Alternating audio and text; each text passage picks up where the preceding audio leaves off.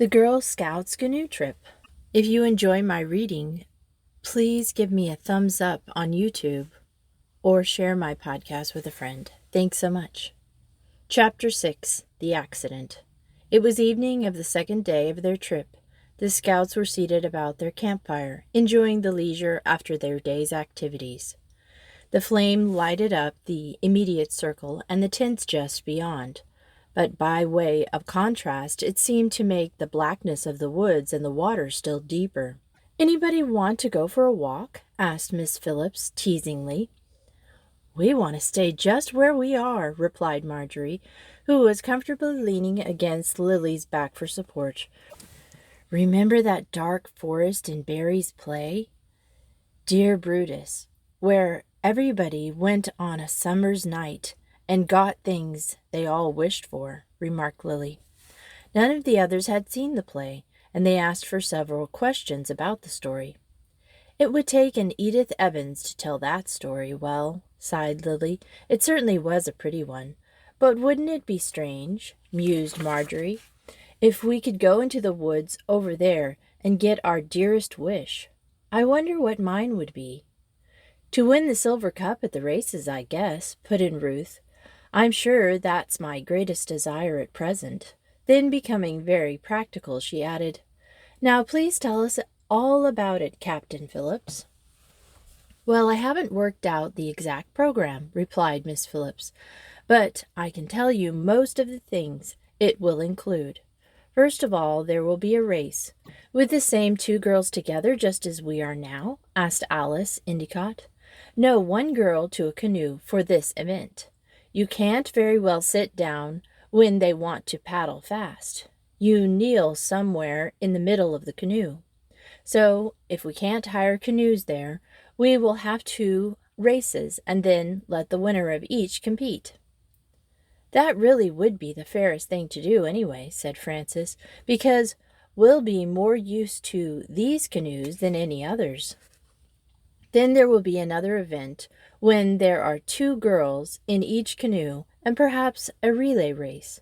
And finally there will be a capsized canoe competition.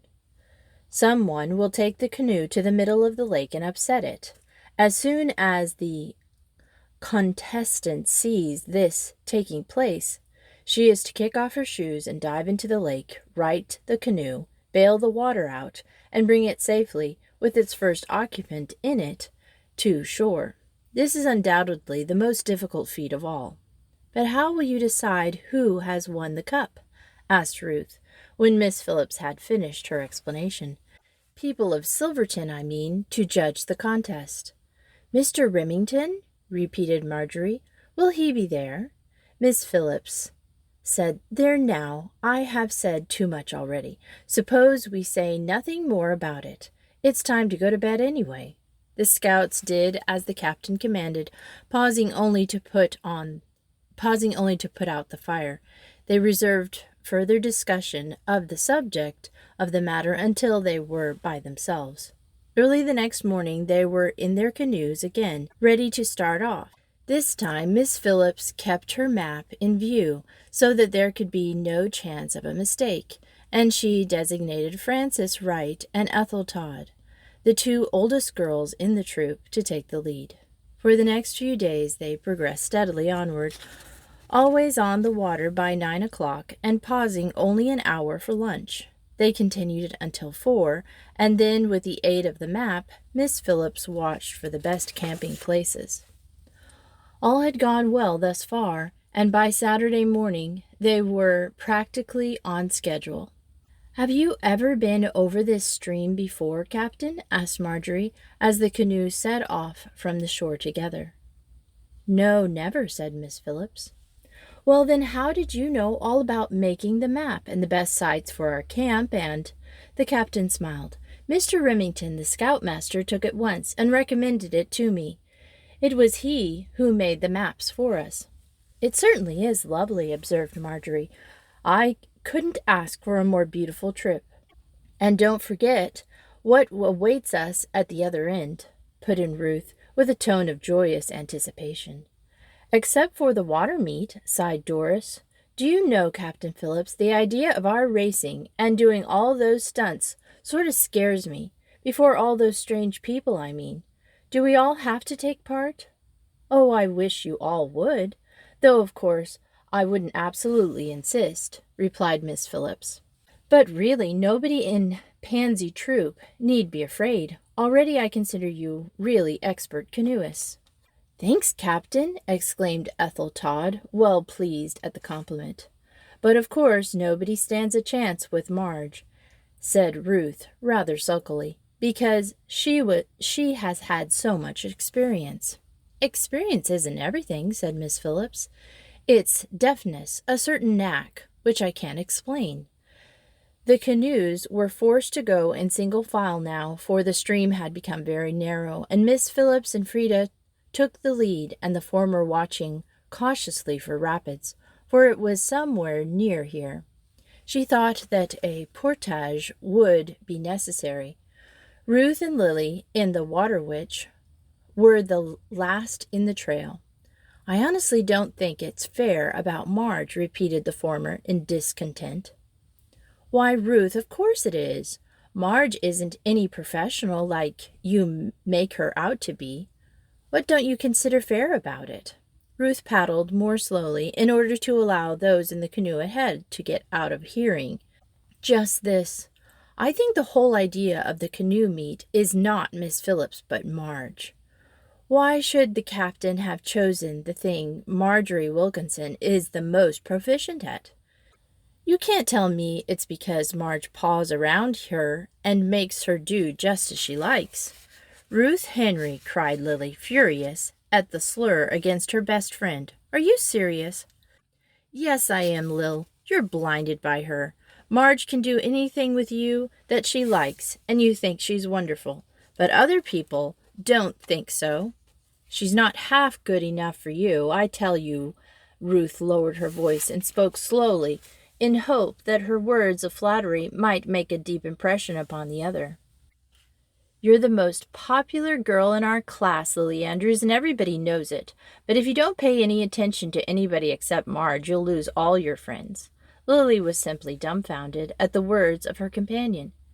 It was true that she always put Marjorie first, assuming that her roommate was more popular than herself, and yet, as Ruth had reminded her, it was she who had been chosen president of the class and not Marjorie.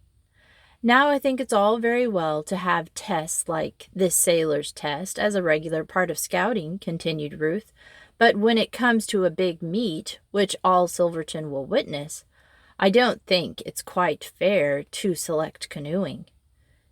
Why shouldn't Miss Phillips have chosen tennis?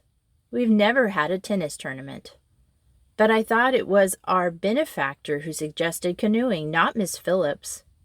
Well, I don't know, but I wish you'd help me this once. You know Miss Phillips hates me. Ruth laughed carelessly, as if the fact did not cause her any unhappiness. But she likes you, Lil. So, you suggest a tennis match instead. Won't you please, Lil? Well, tennis would suit me just as well, though I'm not much good at either sport. Still, I do see what you mean. Yes, if I have a chance, maybe. I'll mention the matter to Miss Phillips. Oh, Lil, you're an angel, cried Ruth.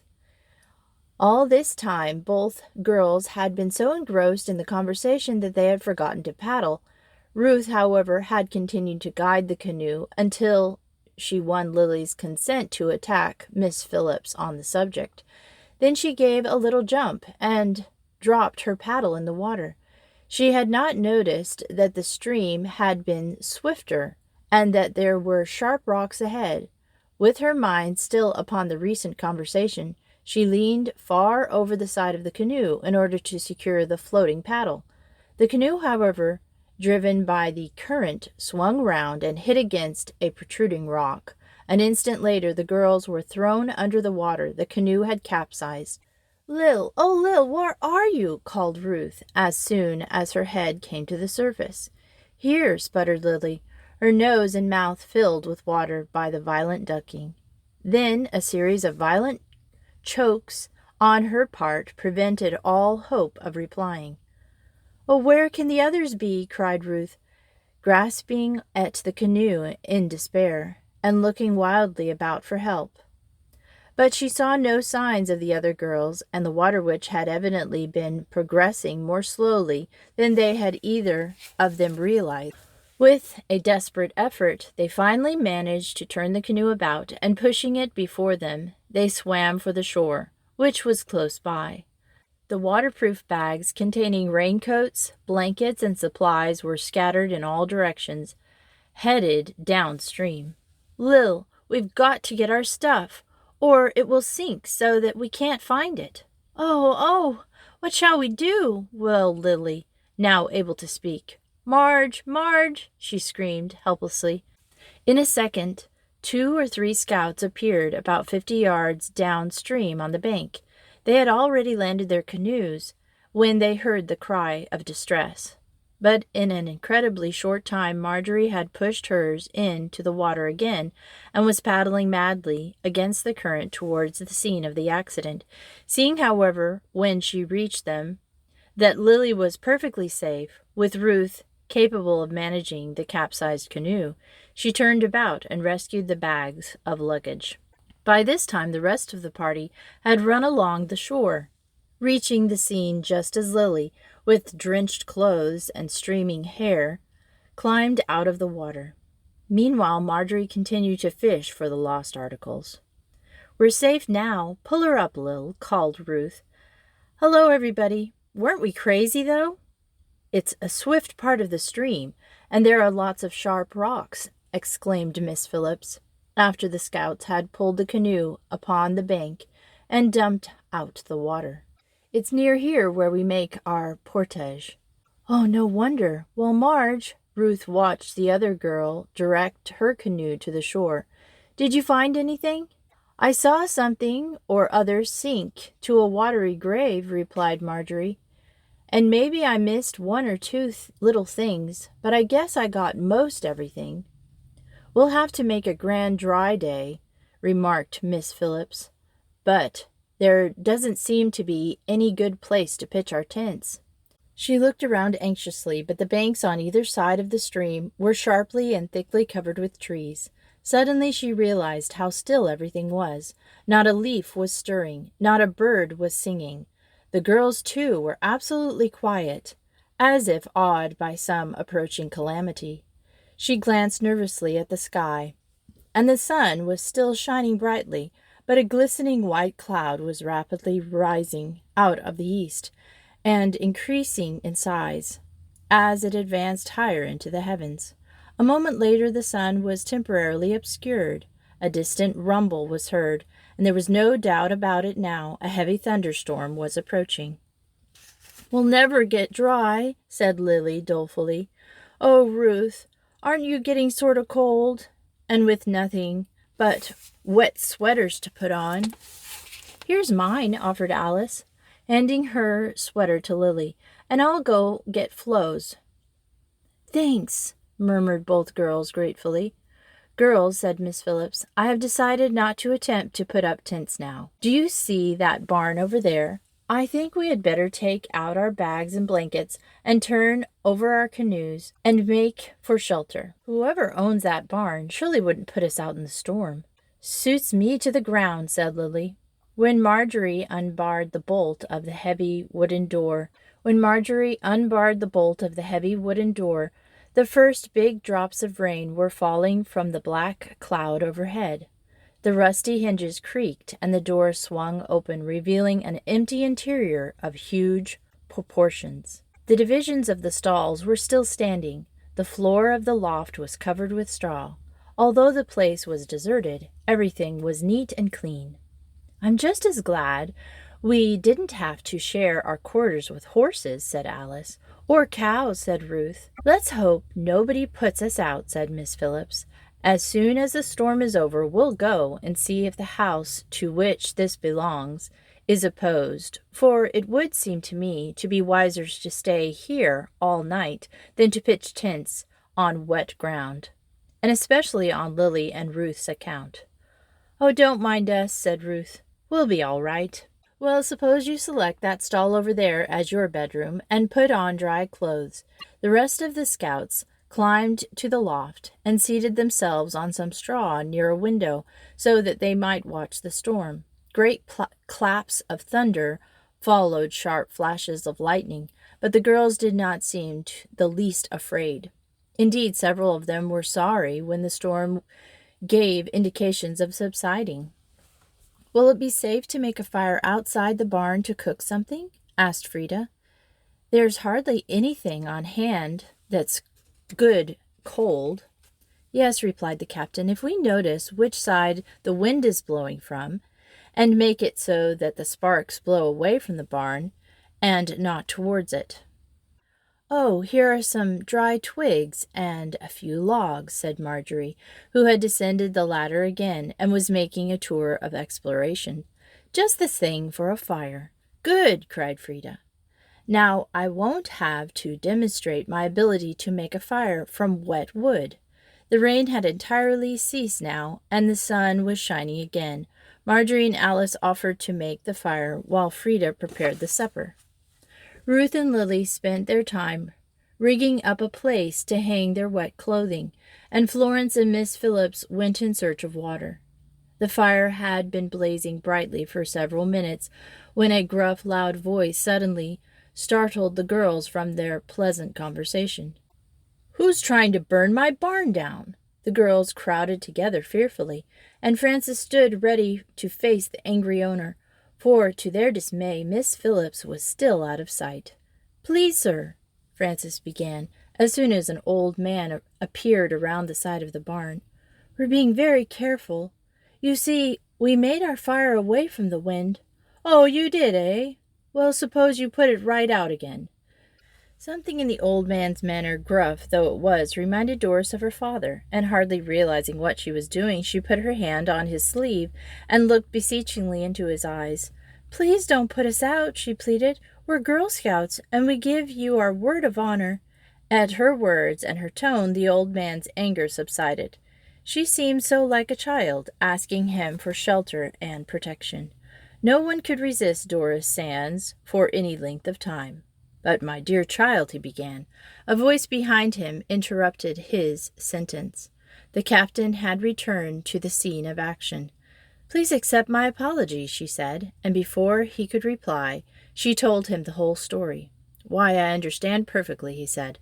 "But can't you come up to the house instead? I guess my wife can give you some supper."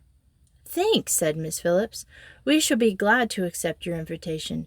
But so long as the girls have started supper, we may as well eat it." "Then save up for dessert. I saw my wife making a cake this morning." "Hooray!" exclaimed Alice. "We haven't had any homemade cake for an age." "And we'll see that the fire is entirely put out," concluded Miss Phillips, as the man turned to go. "Doris, you certainly got around him nicely," remarked Ruth, as they took their plate of beans into the barn to eat. "Oh, country people are always nice," said Doris, "if you only understand them right." "Do you think this is a big farm, Miss Phillips?" questioned Marjorie. "I don't think it's a farm at all," replied the captain. "I think these old people live here by themselves and probably raise a little garden for their own use. But if it were really a farm, this barn wouldn't be empty like this." "That's true," agreed the girls. The old people proved to be living just such a life as Miss Phillips had surmised. Kindly, hospitable, and simple-minded, they made their guests quite at home, and the girls enjoyed their evening and the day that followed. For it was Sunday, and the old couple insisted that the girls accompany them to the country church and remain with them for dinner. It was nearly 3 o'clock when the scouts made their adieu and returned to seek their canoe, for Miss Phillips had decided that they would make the portage before setting up camp for the night. "And we couldn't be more rested or in better condition to carry heavy loads," said Miss Phillips, as they came upon the canoes, laying just as they had left them, bright and shiny, after their washing in the rain. "And now for the heavy work," said Lily, tucking her luggage into the water witch. "Thank goodness for the chicken dinner," added Ethel. "So say we all," echoed Marjorie. Chapter 7. The Sailor Badge. 2 days later, the scouts found themselves encamped in a locality where the streams were particularly wide. They were to remain there until the following afternoon, in order that the girls who wished might qualify for the sailor's badge. In their eagerness to pass their first test, thus becoming eligible for the trip to Washington the previous spring, the members of Pansy Troop had given a little attention to the study for merit badges. Most of the girls had passed the cook, flower finder, and needle women's test, and all of them on the present trip wore the pioneer's badge. But for so energetic a troop, Miss Phillips felt almost as if this branch of the work had been neglected. For this reason, she placed more emphasis than ever upon the winning of the sailor badge, and the girls were equally enthusiastic. There are two parts of this test. The first is a general test for everyone who aspires to proficiency in water sports, and the second part gives you a choice in showing your ability to manage a rowboat, a sailboat, a canoe, or a motorboat. We shall, of course, all select the canoe. "We've been looking at some of the questions," said Marjorie, "but I can't understand them. For instance, about the right-of-way and the port and the starboard of the boats, and—" "Oh, that part is easy," said Miss Phillips.